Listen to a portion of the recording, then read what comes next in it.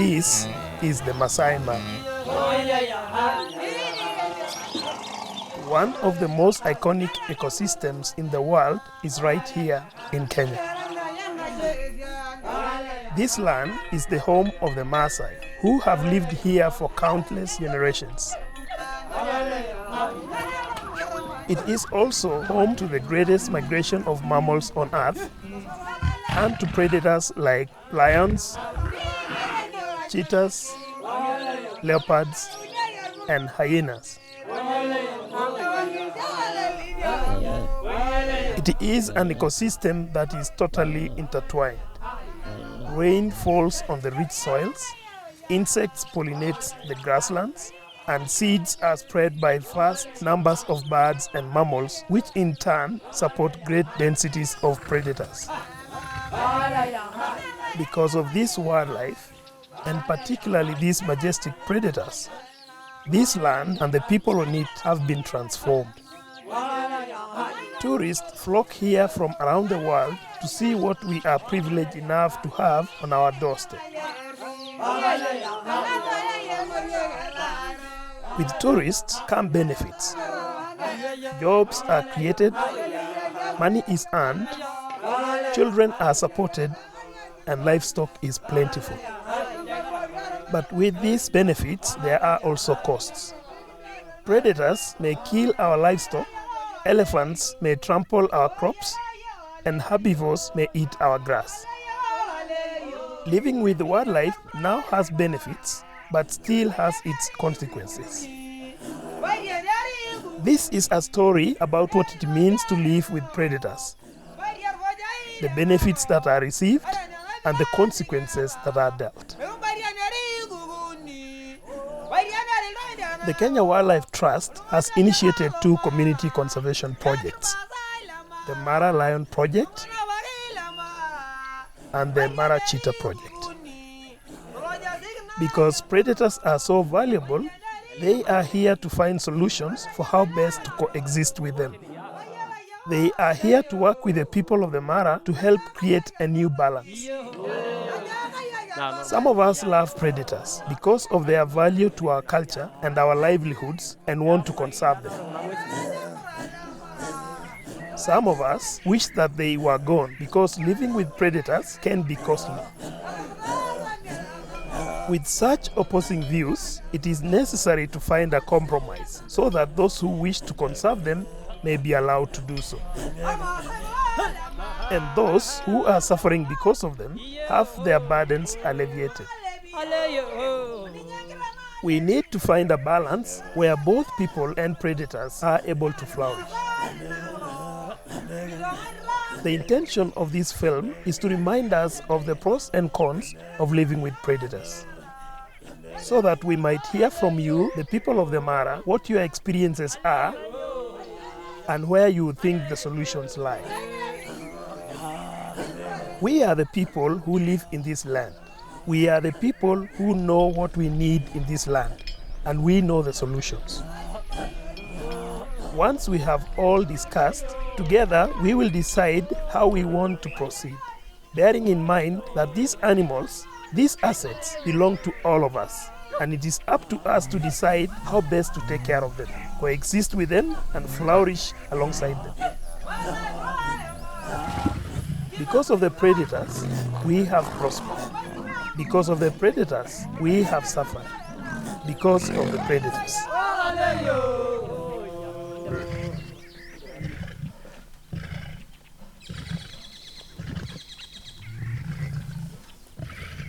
My name is Dixon Kaelo. I am a Maasai who grew up here with livestock and wildlife. Wildlife is as much a part of our culture as livestock. Can you think of the Maasai culture without thinking of the lion? Can you think of the Maasai culture without thinking of cattle? The two are totally intertwined in our lives and culture, wildlife and livestock. We have always coexisted with wildlife. Yes, we have hunted predators, but only in moderation and for cultural reasons. Today, our culture may be changing, but it still involves 2 central themes, cattle and wildlife. That we have cattle and wildlife today is thanks to our forefathers. Whether we have them tomorrow is up to us. The survival of both has always been in our hands. This land and its wildlife have shaped our way of life and our culture. In turn, our culture has ensured that wildlife is plentiful today, as Mzee Pariken Olakaigil of Talek explains.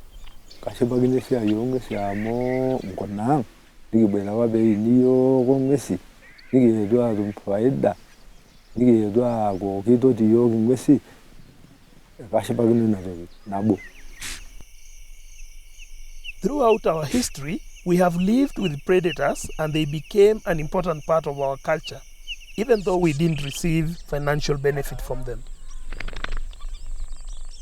We used to tell our children stories about predators. We used to sing songs about them. And we used to admire predators. Yes, we used to kill predators in the past, but we did so with courage and tradition. Our elders, like Mzee Kijiji Senet Njapit of Endonyerinka, remembers those days. What about the mother and I do to now? Mother, when you go to work and I have another big year. Now, what am I not looking now? A year have a low work and I get a good and dollar. Nay, year and year I can swing. Mother, what you going to do? What about low work? Now I can do another year in Nanya. Nigga, but like your loben could no longer give on Natum. And what is that now? That young you to now wish to fight. What is that? Nada papi. Mamma, Yana, no, Nanya, when I give you I know that I another.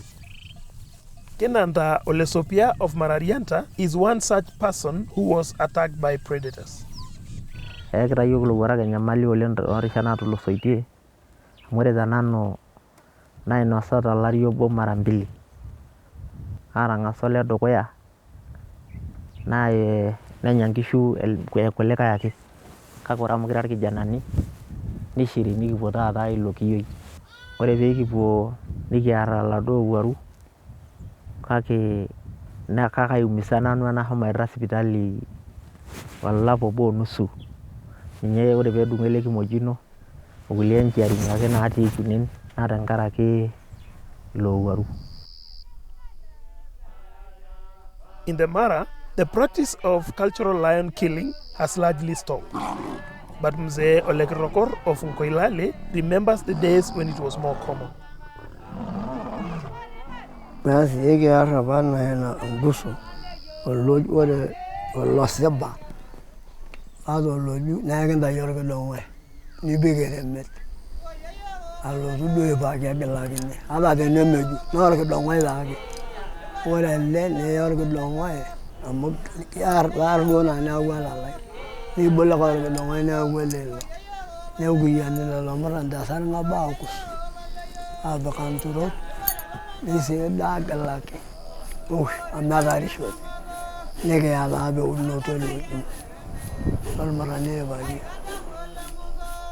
During those times, there were not as many people, so even though we killed predators, we did not cause their decline.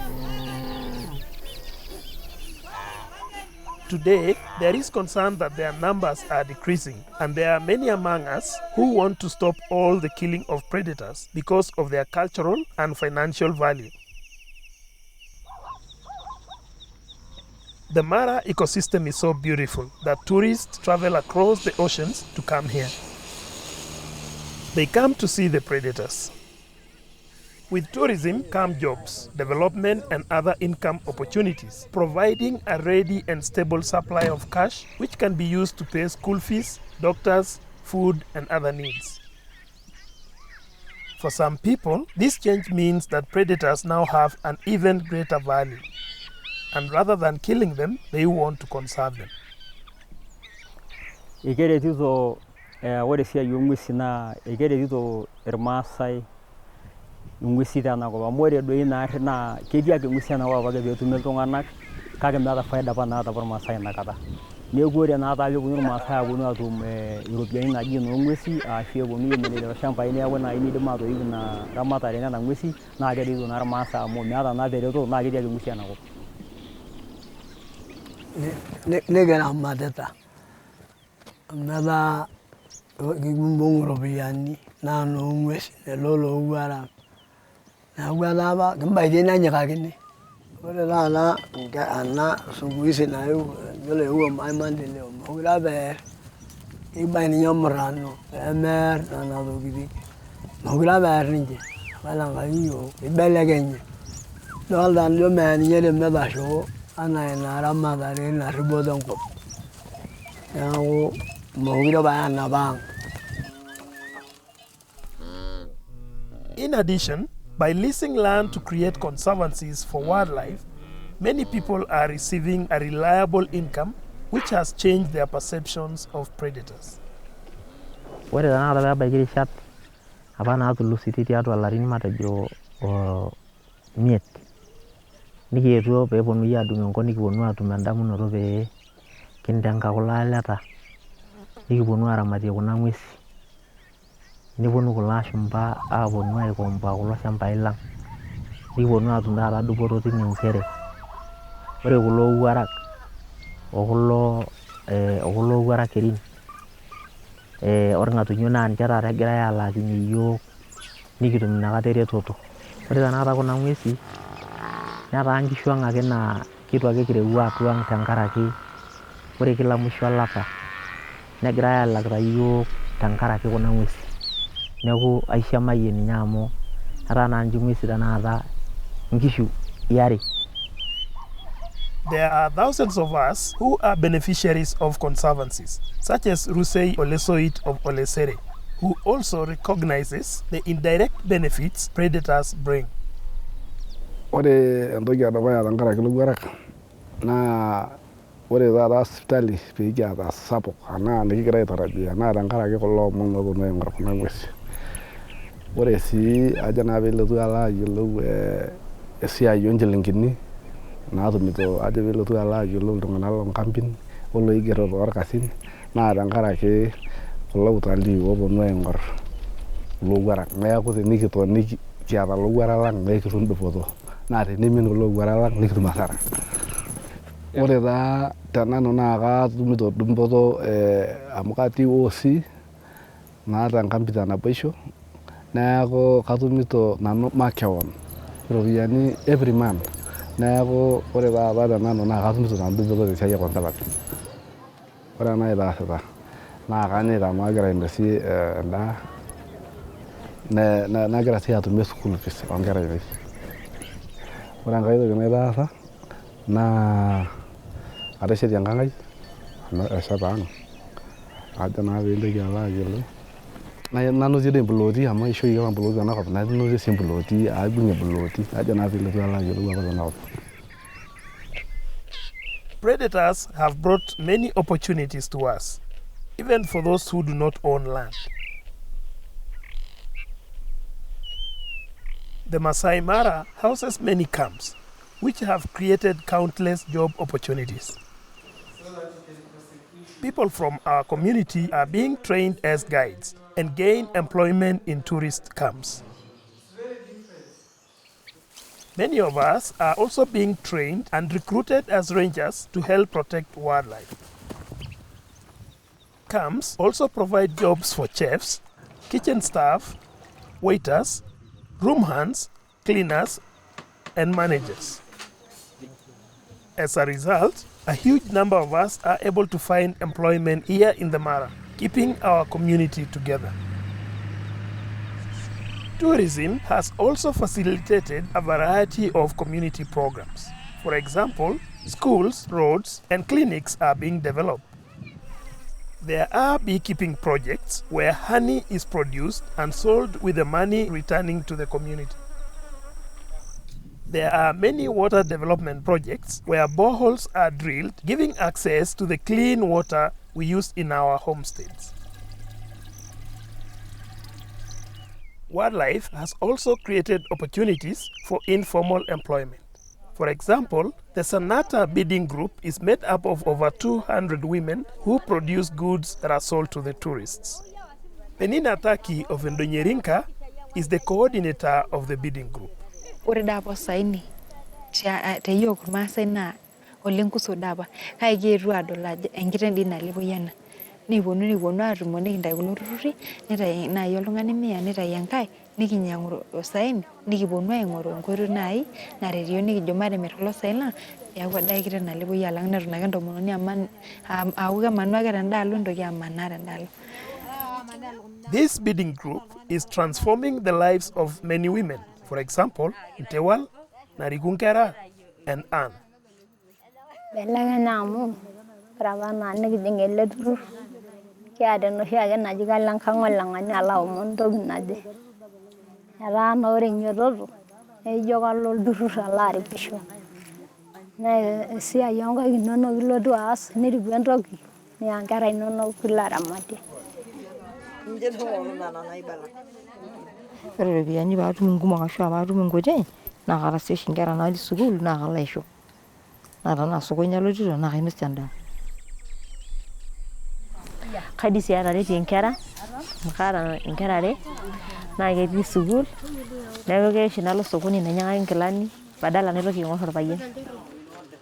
There are other community initiatives that have been set up and are funded entirely through tourists who come to see predators. The Discovery Center in Aitong is one such example and runs community-based development projects ranging from computer classes to tree nurseries and provides a space for children to do their homework and for important community meetings to be held. Amos Olekipen of Aitong is the founder of the Discovery Center. Ore Discovery naa olturrur le community likiyautua tenebo tenkaraki eramatare oong'uesi, tenkaraki enkisuma, tenkaraki sii orkitamanyunoto le biashara tiatua olosho lormaasai te Maasai Mara. Ore taa esiai e Discovery pookin naa tenkaraki ake esiai oltalii peekitupito eretoto. Ore peemetii esiai oltalii, nemetii eramatare oong'uesi, nemeeta eretoto nikindim aanoto. Apart from the conservancies, tourists also flock to the National Reserve. Everyone who enters the reserve pays an entrance fee which goes to the county government. This money is earmarked for the development of the entire Narok County, and a certain percentage is set aside for the communities surrounding the reserve. More Maasai have access to schools and clinics today than ever before. This is thanks to the predators and the tourists who come to see them. Solomon and Roslyn of Ndonyerinka School explain why they love predators. Ore nanu eng'ues nanyorr naa olowuaru amu keyau ntokitin kumok enaa te sukuul enaa iltankii ondarasani taa nigira aisumare. Ore eng'ues nanyorr nanu naa olowuaru keri. Kanyorr amu keyau ilashumba peeponu aashetaki iyiok indarasani, neponu aitaki iyiok enkare, neyau mabadiliko tenkop ang', nigeroki iyiok iltung'anak loas irkasin peekitumoki aendelea tenakop. Apart from helping develop schools, funds received from wildlife have enabled many Maasai to obtain bursaries, such as Jackson Olenjapit of Talek. Ore nanu tenkisuma ai, kadamu ajo anoto eretoto amu ore apa atii secondary school naa kadamu ajo anoto bursary katitin are naing'ua Narok County Council naa kadamu sii ajo ore apa terishata natii college nanoto sii eretoto naing'ua Koyiak Lemek Wildlife Trust apa ina rishata amu kadamu apa bursary inakata naishoo marehemu chief Ole Sairowua. After his education, Olenjapit obtained funds through wildlife to help build his clinic. Ore naa duo retoto ainei oshi duo ewueji nepukunye eng'as aaku ore apa paiteru ena sipitali naa atimira nkishu. Ore paamirr inkishu nikinyang'unye irkeek. Amu ore sipitali netesheta apa ena ampuni e Sweden naji Mama Zebra Memorial Foundation. Ore peeshet ninche enkaji naing'uikini enkaji. Nejo taa tenakata iyie duo lodol eninko teniendesha ina sipitali. Ore entoki edukuya natang'asa aas natimira nkishu naponari sii iropiyiani amu kara ormembai le OOC Conservancy, naponari iropiyiani nanoto te Conservancy nena ropiyiani oonkishu, ajo naa sinanu naa nikipuo ainyang'unye irkeek ontokitin mashinini esipitali, nikiponu aabol ena sipitali. County Council bursaries are not restricted to the people from the Maasai Mara, as Nick Olenkuruna of Erusiai explains. Amu ore tenanu nanoto bursary katitin 3 atii high school, naishoo orkansolai, naarri Shajala aling'ua, okulie kumok keyau naarri encheke karibu oonkera 100. Neeku keworikini ake yiok aajoki 5 inonok, 10 inonok, naa ena mara eing'ua. Neeku kayieu nanu najoki iltung'anak pooki otii ena mara piibung' ena mara, nibung' ing'uesin natii mara amu ninche le faida. Although there are many and diverse rewards to coexisting with predators, there are also costs, as predators sometimes kill our livestock and even our people. Some people believe that these costs outweigh the benefits of living with predators. James Olesikona of Olesere is one such person. Ore kuna ng'uesin naa kajito dii eton meeta dupoto nikigira adupore. Amu ore toorishat dorropu oleng nikinturraa nkishu, ntare, nkineji, enya ng'uesin naijo irng'atunyo, irkono, ashu enaaji akeyie nanya nkiri telulung'ata.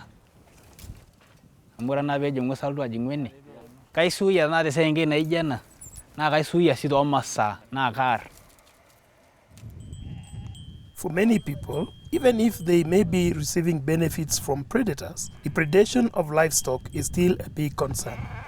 Some of us may be happy with predators and want to conserve them, but are unwilling to put up with the cost of losing livestock to predators. When this unfortunate incident happens, many of us feel that this loss cannot go unpunished and retaliation occurs. Ore endamunoto naata nanu tenena ng'uesi naara ilowuarak, olowuaru keri, orng'atuny naa aisidai, meyieu duo naaji neeku nitokini naaji aarr duo ilowuarak nemuti tenakop ashu ishori isimui loshi oishori naaji nepikakini naaji ng'uesi tenee, kake ore naa siinche oshi enaa siinche oshi ng'uesi naa keya neponu anya nkulie toomboitie. Ore peenya naaji neponu ilowuaru naa ketum esumash nelotu naaji nejing nkishu, neerr naaji nkishu natii tiatua ena boo, naa teneri nidol ajo duo keeku naa ninye oyawua ena makosa meewuo naa atua boo. Kake mekure taata eetae enoshi napuoi aajo kepuoi aarr ng'uesi tentim, kepuoi aarr teneje, mekure eyieuni amu kitodua naaji ajo keeta faida meteleku oloewuo naa naaji nemarmalu neeku naa naaji nelotu naa naaji neeku neponunui aarr. Ore duo enaas nanu naa teneewuo anya naaji matejo enkiteng ata melaki naa kayieu naaji ore peeku ainepu naaji ilowuaru naa kaarr nabo mitayu ina mukoso. Some people, such as Parsen Olenjapit of Pardamat, have shunned any benefits that they might have received from predators because they believe predators only bring costs and that they can improve their lives more through other means. Etu aaku ormembai liasavasi oolashumba amu nkishu aatayie dupoto alang esiai oong'uesi. Ore naaji entoki nagira aimaanisha naa ore duo oshi entoki teninyorr naa entoki naa naata dupoto. Amu ore enkiteng naa imirr nidol ajo sapuk dupoto tenkiteng. Ore olowuaru meeta entoki nitum. Ore nanu naa madolita dupoto toolowuarak. Amu ore oshi enaa enadolita kenya nkishu nemeeta ai toki duo nijo aitoki, meeta oshi ena siai oolowuarak dupoto nikidolita ajo nyoo nagira aasayu. Ore tenelotu olowuaru anya enkiteng ai tene ashu itii esapasi naa kaarr. Indeed, there are many of us who are not landowners, such as Joel Oletaki of Mbitin, and do not receive any direct benefits. In these cases, there are still indirect benefits, but for some, this is not enough. Omana sipitali enesheti emeli entomononi nelo enkerai naa nejoito sukuul nayiolo ajo ore peesheta naa tenkaraki ilashumba ata kulie ake naataasaki naimutua project oolashumba. Neeku ayiolo nena ajo ninche siinche eimutua nena. Neeku ore naaji tine naa eretoto tenanu sinanu naa amu ejing naake ninye iltung'anak lainei sininche ine. Ore taaduo kinye nanu ng'uesi saai neton eitu ajo atodua eretoto teninche. eton naa kaji ore tenakata neton ake agira ng'uesi aitadoyio tenakata pii. Ore hasara nanoto toolowuarak etama nkishu aitirishaki nejo etiu ata ntare nadol ajo hasara naake ina. Atama amu atama enkaina ata oshi taata neton ake aning' orgoo tenkaraki eruat apa naatorua, natama sii amu kaata naa irbaa eton elio lelo baa. But opinion on the matter of depredation and consequent killing of predators is divided. Some people used to see predators as enemies and will kill them. But now they see their value, and even if their livestock is killed, they will not kill the predator. These people liken the depredation to an accident whereby one cow accidentally kills another cow inside your boma. If this were to happen, will you kill the offending cow? Ore tenakata olowuaru keri tenelotu anya intokitin ainei ashu nkishu ainei naa kaara ake kake maar. Nalo aipotu kulo tung'anak le conservancy meetu adol masara nataasa. Mekure naa atamu aishamayie ajo etaa enkiteng' ai sinanu ena naa kaagira aisho mapato nagira atum taata tialo kulo shambai lainei laitenga tenkaraki ninche. Ore duo apa ara kiti ashu ara enkayioni naa ore naarri ng'uesin naa ekidol anaa irmang'ati, nikidol sii anaa intokitin naiumisa nkishu ashu intokitin nikiramatita. Nchere ore taa apa ara duo eton ara orkiti barnoti, netii enkolong' naewuo ninye olowuaru nibung' enkiteng' atua nkishu, olee nibung' enkiteng' ninye enaa kegira aisho, nibidi paang'orr ilowuaru teremit arishie ina kiteng'. Ore naa ilowuarak nemekure earayu, amu ore ilowuarak naa ninche oyau ilomon enakop. Ore esiai eramatare oolomon ong'uesi neyaka yiok faida sapuk oleng' tiatua community ormaasai. Amu ore taata ng'uesi netiu anaa nkishu nikilepito. Enyaanyuk ake amu teneme dii ninye piimooki kule ong'uesi, enaata ajo nanu etaa nkishu taata ng'uesi kintoki aalep peeku ekiata naa nikilepito. Kake ore eretu naakita yiok ng'uesi neyaki yiok enkibelekenyata tiatua enkisuma, tiatua eramatare ebiotisho, naa isapuk oleng' neeku ibelekenyate taata nduat oleng'. Other people, for example Wilson Olesoit of Olesere, believe predators have value beyond financial gain. Ore duo naaji nanu tenkitoria ai ashu tiatua serkali naa mesidai teneeri ng'uesi. Ore metii esiai ooropiyiani nekiata dupoto. Ore ninye esiai oolowuarak naa ore te yiok inkati naa kitanyamal yiok teneishoi inkati, kake ore naa toolowuarak naa kisaidia yiok aireduce inkati toorkuo teneer peemitoki aaya nkishu. Ore sii tialo oltomia te yiok naa kisaidia yiok, kelo neer oltome olturoto nitayu, ore peelo nesha nidim aiboo enkare nikok naaji nkolong'i naata esiana. Naa idol enaa enkus apa sidai oleng' ng'uesi tenikaja, teneetai. Neeku amaa naa tenelo metaa meetai nena tokiting, kai kintoki aatumie kira irmaasai nyoo? Amu ore apa pekiarr olowuaru naa keju nikirip nipika nilo aiguranie neyiolouni ajo kepi oleng'ania, nipik esidai neyiolouni ajo ormurrani lesidai opi loleng'ania. Naa nijia etiu matejo ormotonyi, nikiata apa ormotonyi laa ore peekira aya nkishu nikipik ormotonyi neeku keyiolouni ajo lido ormotonyi loleng'ania. Ina faida apa kiata mee taata ena. Aisidai oleng' naaji tenikiata amu kenarikino doi ninye ong'ata. Ore peelo ninepu olowuaru ashu inepu esidai nidol ilopirr lenyenak aisidain oleng'. Elo ninepu olopiro lesidai naa iyau nilotu apik enkaji ino aisidai oleng'. However, there are many among us who do not share these views and still kill predators when they attack livestock or people.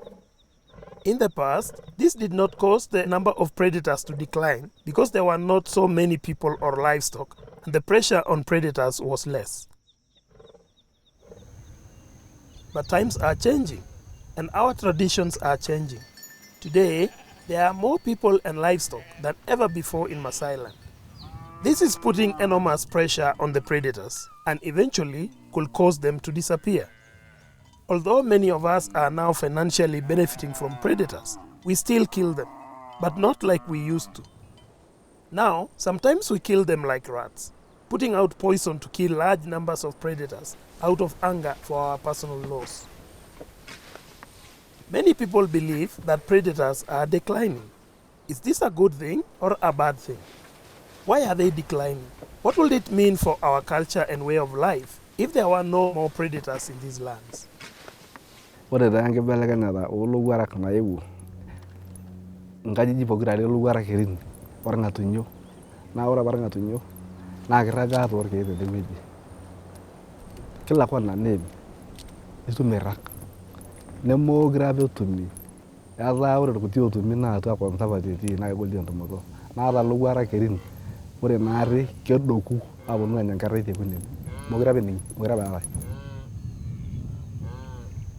Ore entoki nadolita nanu nagira ayau shida tena siai oolowuarak naa emanyisho amu etasapuka population.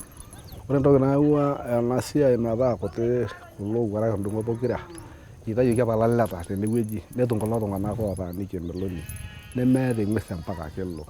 Neeku kaata osiligi ajo kebaiki neripай. Benjamin Kiseme from Endonyerinka echoes this view. Ore duo naaji tenanu ore pee enya olowuaru enkiteng' ai nabo ashu are nebaiki nemaijalie tenkaraki esiai nagira atumie dupoto tenkaraki nena ng'uesi anaa taata nanu ara orguide. Kake ore duo naaji tenkaraki elatia ai nashulare anaa kulikae tung'anak laamanita oobaiki nemedumito ninche dupoto tenkaraki kuna ng'uesi nebaiki naaji ninye naa keidim atigilunore kuna ng'uesi tenkaraki nanu anaa tenkaraki atama nkishu ainei peemeitoki aapuo aanya nkunenye. Etaa kutik ilowuarak amu ore enaa enabulu nanu nalotu adol ilowuarak netaa kutik. Najo nanu ore makeon naa tenaa kekudo kuti neishunye. Najo nanu kidupoto tenanu amu mitoki anya ntokiting ainei nemaitoki nanu anya eniare. Ore nanu nemashipakino ena siai nagira ilowuarak aadoyio amu mikintoki naadii atum kuna muradini nikiata. Ebaiki nchilingini mpaka ajo piilotu alo ayiolou kuna sipitalini. Neeku ore taata tenepuo metaa ilowuarak kumok naa kadol naa ajo nelotu faida. Neeku mashipakino nanu ena siai oolowuarak tenepuo metaa kuti. Ore duo tenduata ai mayieu duo nepuo amu tentiaraki kulikae tung'anak. Kake ore tolchamba lai mayieu naanyikaki. Merishi Ole Musukut of Talek is a devout pastoralist and believes there is far more to be gained from livestock than wildlife. Ore atejo ore apake peekibulu yiok neetai ng'uesi. Ore peekibulu yiok naa meetai apa biashara naihusu ilashumpa. Nelotu ina biashara naihusu ilashumpa nelotu metaa ng'uesi naayautua. Neeku nikidol tenakata ena biashara nayau ilashumpa enakop aajo kishuie kulikae tung'anak. Neeku mikiata enduata peekimpungusa metaa kuti amu mikiarita naadoi metaa ekijo ekiarr. Ketoni ake duo niumia entoki naiumia amu ekiumia ake kiboitare. Amu nkishu tenakata naishuie kulikae tung'anak. Tenimikinchuie duo kira Mara kake etii ake tenakata nchot naata endupoto oong'uesi. Amu amaa tenakata ilashumpa peeponu enakop kainyoo eponunye mee ninche. Neeku mikitumito naa yiok kira irmaasai endupoto amu mee yiok eponunye lelo ashumpa. Keponu ake neeku nepuo iropiyiani county council nepuo sirkali kake mepuo. Meeta percent naloito ninche yiok. Ore enaa irbiasharani oshi oidim aetu enakop alashumpa anyoo naa kuna ng'uesi naayau. Neeku ore peemetii neeku eidim naa naaji ataa kinyala naa esiai e biashara. Nelotu shida sapuk oleng amu ore naa peyie elotu metaa ore ninye nkishu kwanza neishunye naa ore doi nkishu naa keya ntaman oshi oong'uesi. Ore sii enkae toki suuji tenelotu metaa meetae ena siai e tourism tenebo ong'uesi naa keyaki yiok enyamali amu ore tenakata ajo piilotu alo ayiolou nkera ang' naa keeku ore peisuma naa kepuo kulo aiminaa. Naa ore dii peeshuku ore kiata kuna ng'uesi onkishu ang' naa keshuku ake indamunot oonkera ang' meetu enaalo enkop ang'. Olee ore naaji peekenyu ashu emutu meekure duo etii eng'ues enakop naa entaboi naa ina naleti. Aitorrono pii amu kitamoo toong'uesi. Ore ng'uesi orkuak lormaasai naa nabo. Kitubulutua apa keetai ng'uesi nikitudupore doi nena ng'uesi toonkoitoi napaasha oleng. Neeku ore ng'uesi naa olee ntokiting e maana oleng tiatua yiok. Ore nai orkilikwai lai naa paajoki mintoki kiarr amu ore dii inatoki niarita naa enkiteng nalepoi taisere. Amu tenemidolta doi taata faida enye, ore taisere kelotu otodua. Amu ore doi apa peekinteru yiok ashu peiteruni enakop naa kiari ng'uesin. Kake ore taata etayiolo entomononi neyiolou enkerai ajo miari dii enatoki. Teneeta ninye enataasa naa ibuaki ake nishuko, ore baadaye nidumu entoki ino natara kake peemiarr amu enkiteng naa dii ina nalepoi alang'u ninye ena kiteng niata yie teboo. Here in the Mara, we still have our wildlife, but it is under threat. Perhaps we can learn from other parts of Maasai land where Maasais have lost their wildlife. Kibulu yiok naa kineputua yiok iltomia kumok, ilarroi, irng'atunyo, irkono, ilowuarak kerin, ata ninye naarri emunyi, kining'o naarri munyi ake eetai, nikineputua sii yiok moja moja aa nabo kitodua yiok, neeku ikumok oleng. Ore taata ng'uesi tenkop ang' naa ketii kake mekure taata aa kumok enaa apa amu iterutua iltung'anak aadung' ilchambai lenye tina kop, netaa taata meeta ormoruo lemeeta olchamba lenye ni face, niteru ng'uesi aaku kisik ing'uesi mekure aa kumok enaa apa tenkop ang'. Ore saai tenkop ang' enduata oontoiwuo amu ore nkera ebulu saai naa ketii nemeyiolo ninche ajo kanyoo olowuaru. Ore saai intoiwuo naa kisiraita ninche peedol inkera enye ilowuarak, neeku ore saai ninche naa esirai eeta peedol ninche inkera enye amu meyiolo tenkumoi. Within our community, it seems there is some division. Some people feel that by coexisting with predators, our lives are enriched both culturally and financially. Meanwhile, there are others who feel that predators only bring hardship and loss. Some of us have felt the benefits, others have not. Some believe our culture and way of life will suffer if predators continue to decline. Others feel we will be better off without them. Whatever the case, a compromise is needed to hold this division within our community. Each and every one of us here has ideas on how the situation can be improved so that our lives are bettered and we can move forward united. Ore enkoitoi naitiship naaji aboitare oong'uesi naa tenelo naaji neeku tenenya siinye nkishu ene netumi naaji enkiti toki nalaki ashu elaki enkiteng nabo ashu nelo ake naisho Enkai enkidimata amu inyang'u olchamba naaji otii conservancy metaa katum naaji sinanu entoki najo ore kuna ropiyiani naa inolchamba oodung'oo siinche inoshi kishu ene naanyita ilowuarak najo naa naaji eikash inakata. Neeku ore naaji enewueji nayieu nepuonie kuna ropiyiani naa ena conservancy naa natii kulo owuarak oilepu aaponu aitanyamal iyiok iltung'anak lemeeta conservancy. Ore apa duo kira yiok irmaasai arashu orkuak naa lang' enikitubulunye enaa enikitoning'o apa enkatini, tenelo naaji nenya apa olowuaru nkishu naatasha, etama nkishu 5, etama nkishu 10, naa keponu naaji irmaasai tenebo neponunui aishangakie oladuo lee nishori enkuo, olashe arashu enkerr peemedol enaa ketigile oladuo tung'ani oltau netumoki siininye atijing'a atua irkulikae. Ore naaji tena siai elaata nebaiki nenya enkiteng sapuk olowuaru, ore iropiyiani naalaki naa ikutik. Parmeres Olendorop of Olesere has a different idea. Metaa mepuku. Isidai naaji ore peepuku nerrinyi aarrinyoki naaji ilo ale. Kake tenaa kidimayu naaji nifence ilo ale metaa mitoki naa nena ng'uesi aapuku amu inakata etum safe. Ore duo naaji enadolta nanu enaa enikitonita dii oshiake, tenaa keeta naaji enaiko ng'uesi peetoni naa isidai tenetoni. Kake meeta naa. Neeku naa isidai naake enepuku nikiponu aaboita enaa enikigira oshiake aboita amu ore dii peetai tenakata nena ng'uesi naa yiok oshi iloopeny oorripito. Nemikiarita nikiboitare toonkoitoi pookin nitaasita yiok pookin, kake nikitonyorraitie naa apa peekiboitare tenkop ang' naa ng'uesi enaa enikigira oshiake aboitare.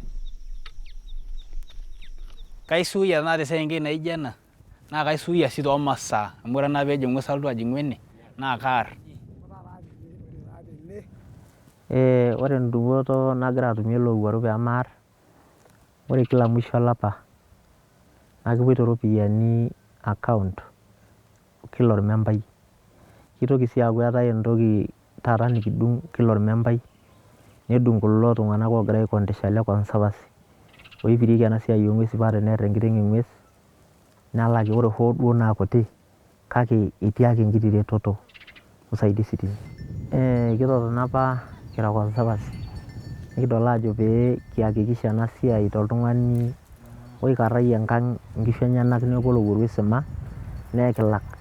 Niking'uraa apa ajo ore olitu ikarr nemikilak.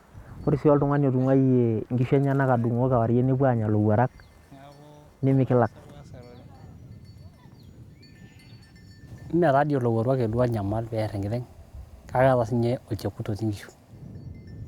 Ketii ilchekuti marmalin oleng laa miing'orr inkishu duo egira esaa nagira atii. Ore sii enkae naa peesheti inkang'itie naagoli aa nkang'itie natii isekenke, netii naai doi intokiting naamitiki nena ng'uesi ejing atua imboitie aanya inkishu ashu intare. Ore entoki nabo naisaidia endoyioroto oolowuarak tena siai eponu naa nkaulele naa ore entoki edukuya naa piikarr inkang'itie metaa kikarr inkang'itie. Ore enkae toki eare naa kuna tumoritin naijo kuna naai nikigira aijipanga peifundishai iltung'anak emeloni oolowuarak. Ore taadii ake enkae toki teine naponiki teine wueji naa ena dii ake naa keyieu naaji naa keponari conservancy metalala conservancy peetum iltung'anak pookin ata kuldo kulikae lendae kop napuo iingati nepuo ilowuarak peitalalai conservancy. Kajo ninche taadoi naai naidim aisaidia iyiok pee meitoki ilowuarak keri aadoyio orng'atunyo. Ore naaji enkae oitoi sidai naidim irmaasai ataboitare ing'uesi sana sana ilowuarak naa tenitadoyio esiana oo nkishu nilepunye empeku sidai. Amu ore pee itadoyiori esiana oo nkishu kumok nilepunyieki empeku sidai naa keeta nena dupoto amu inkishu naamirayu nitum iropiyiani kumok tenkiti rishata. Nemitoki inkishu aatum imoyiaritin naapuo aang'amu toolariak amu keeku inyiang'aki inkishu inonok shimbi nincho ake tiang nemitoki aapuo aatum imoyiaritin. James Ole Kaigil from Talek has managed the grazing of tens of thousands of cattle and takes this solution one step further. Ore naa oltoniei liapa ole taata netapaashate amu ketii intokiting naisho metapaashata. Ore naa enaa endung'oto enkop neyau empaash. Ore siinye enaa embulata ooltung'anak metubula iltung'anak neyau empaash. Neeku ore enapa lukuny oo nkishu netamanyaki iwuejitin pookin neeku meekure duo eeta iltung'anak ewueji nejo lukuny oo nkishu ene nemeeta eniing'o tolameyu amu etaa naa etamanyaki pooki wueji nemekure ebarakini duo aipangaki enaapa. Etaa kepuku ake oltung'ani enaa iyie nimany ewueji enye nimany iyie ene nimany enino. Neyau taata ina orpaach sapuk. Neeku ore olokeri mekure aa olapa okeri lormaasai oji Idi etaa enkikarrata. Ore ena kikarrata naa kitaa naa enkop kiti metaa kiti enkop. Neeku keewua taata enyamali. Ore sii indamunot ooltung'anak netaa ilenking'asia mekure duo eeta indamunot naajo kaa kinko peekipuo. Etaa ilenking'asia ajo kaasa nanare kaasa nanare etaa enking'asia etii iltung'anak. Neeku kajo ore duo naai tenaa idimayu enoshi kata tenaa kitoki iltung'anak airrimu ilukuny neponu tenebo nemanyi duo naaji enkipirata nabo ooloshon peetum inkishu naaji elukunya netum inaanya tolameyu nenyok sii duo naaji ina adol inchoo aarrinyo amu mekure naa enabulaki inkishu enaapa. While predators can certainly be costly and we must look for ways to reduce these costs, we should also bear in mind that there are other causes of livestock mortality. Ore ninye hasara sapuk neme duo ng'uesi naanyita ilowuarak ashu inkishu naanyita ilowuarak, imoyiaritin kumok oleng. Ore taata imoyiaritin kumok oleng naa kerita inkishu. Etagolo edung'unye intokiting tenkaraki imoyiaritin. Ore sii enkae toki eare naa ilameitin amu etaa kiti enchan netaa olameyu sapuk naa ina toki nagirita inkishu kumok ormaasai. Ore enduata naata tenakata nanu najoki iltung'anak leton erita ing'uesi aa irng'atunyo olowuarak kerin naa kajoki enchom entapal amu ore inkishu naa kepuoito. Ore tenakata kuna ng'uesi naa ore tenakata ena wuarrai nikitii nemeya ninye olameyu amu ore ilashumba ooponu aalak kulo shambai naa tenkaraki kulo ng'atunyo olowuarak. Kajoki enchom entapal. Our home supports vast numbers of wildlife, tourists, Maasai, and livestock. But as human and livestock population increase, competition is intense and the ecosystem is under pressure. Pollution is being pumped into the rivers. Fences are being erected, which will eventually block wildlife and restrict their migrations. And people are becoming more plentiful. Litter is piling up, the soil is becoming degraded, and the grass is depleted. This is leading to cattle having little to eat and dying of starvation. Wildlife is declining and in some cases disappearing. And as a result, so will the tourists who come here to see our beautiful land. As resilient as this ecosystem is, we have to protect it and protect the animals that live within it. For coexistence, we need to find a balance. While we still need our livestock, we also need our predators and wildlife. Predators are part of the culture and heritage of the land, the same way that cattle are part of the Maasai. We need both livestock and wildlife in order to prosper. Without cattle, Maasai will not be happy. But without predators, the ecosystem will suffer, and in the long run, so will the Maasai and livestock. While we can never save all the cattle, nor can we save all the wildlife, we need to find a compromise. Proverbs have been passed down to us that remind us how our elders used to cope with livestock losses. Ada sih apa dunga darah hena ada jabal le dokoya, jabal Maasai, ta injoki gishu kumo, dikinco na Ilowuarak. Jadi jogo mera bana dikinco na de nenya Ilowuarak nem nomor. Aji ni jabi manisha siol Maasai. Ta injoki na Ilowuarak. Jadi ada mal tongana ko mera bana ne jogi Ilowuarak anya ne nomor. This is a land of many riches, and we all stand to improve our lives from it. The tourists come here to see the predators, but for them to survive, we need to conserve them and their habitat. There are many benefits, but there are also consequences.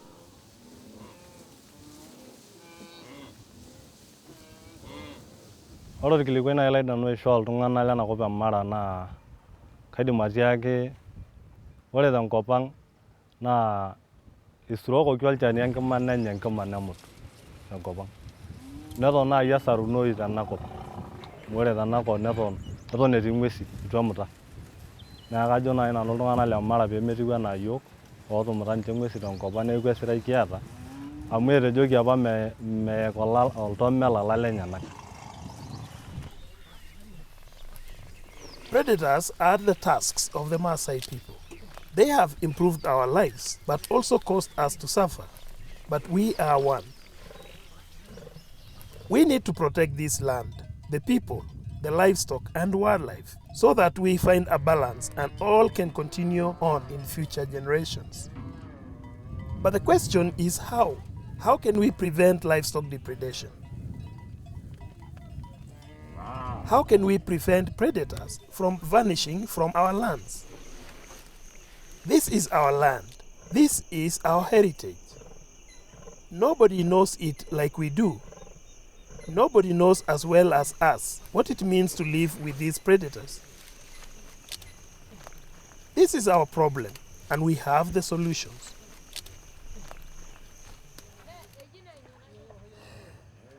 As a community, we must identify solutions to how we can coexist with the predators, so that both our livestock and our predators are protected.